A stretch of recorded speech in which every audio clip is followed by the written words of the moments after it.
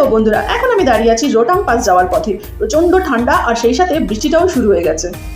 মানালির hotel থেকে সকাল 6টায় আমরা জার্নি স্টার্ট করেছি। তারপরে আধা ঘন্টা পরেই পৌঁছে গেলাম এই জায়গাটায়। এখান থেকে আমরা নিয়ে নিলাম বরফের পোশাক, যেগুলো ভাড়া নিতে হয়। জন প্রতি 250 টাকা ড্রেস, জুতো 100 আর সক্স 100। সক্সটা তোমাকে দিয়েই দেওয়া হবে, যেটা তোমাকে ফেরত দিতে হবে না।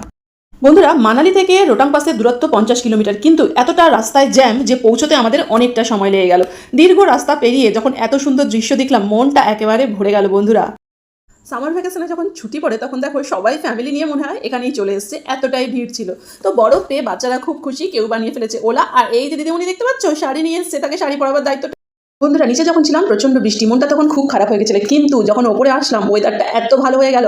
আর জাবি মেটের ওই রাস্তাটা দিয়ে যখন যাচ্ছি, কি বলবো, সেই আনন্দে আমিও শাড়ি পরে নিলাম আর বেশ কিছু ছবি ভিডিও করে নিলাম। তো বন্ধুরা, এই হলো রোটাং পাসের দৃশ্য। এখানে বেশ কিছুক্ষণ সময় কাটিয়ে অনেক আনন্দ করে প্রকৃতির অপরূপ দৃশ্য দেখে মনটা ভরে গেল। এখানকার টেম্পারেচার ছিল -3 ডিগ্রি সেলসিয়াস। এবার আমরা নিচের দিকে নেমে যাচ্ছি। আমরা যাব রোটাং পাস। মানালি যেতে গেলে কিন্তু এই রোটাং পাসের মধ্যে দিয়ে যেতে হয়, তবে তার পারমিশন তোমাদের আগে করিয়ে নিতে হবে, যেটা আমাদের ট্রাভেল এজেন্সি থেকে করিয়ে নিয়েছিল।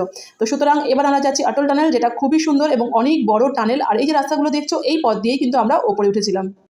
বন্ধুরা, মে মাসের 17 তারিখের পর থেকে রোটাং পাস ওপেন হয়ে যায়, সুতরাং তোমরা একটু বুঝে শুনে খবর নিয়ে আসবে। আর এই চলে গেলাম আমরা অটল টানেলের দিকে।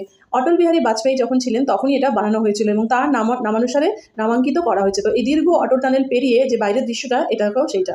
তো বন্ধুরা, সিমলা মানালি আসলে অটল টানেল তোমরা একদমই মিস করবে না। এবার বলি অনুরোধের কথা, যারা আমার এই ভিডিওগুলো দেখছো, যদি ভালো লেগে থাকে চ্যানেলটা সাবস্ক্রাইব করে রেখো। পরের মিনি ব্লগে আবার তোমাদের সাথে দেখা হবে। বাই।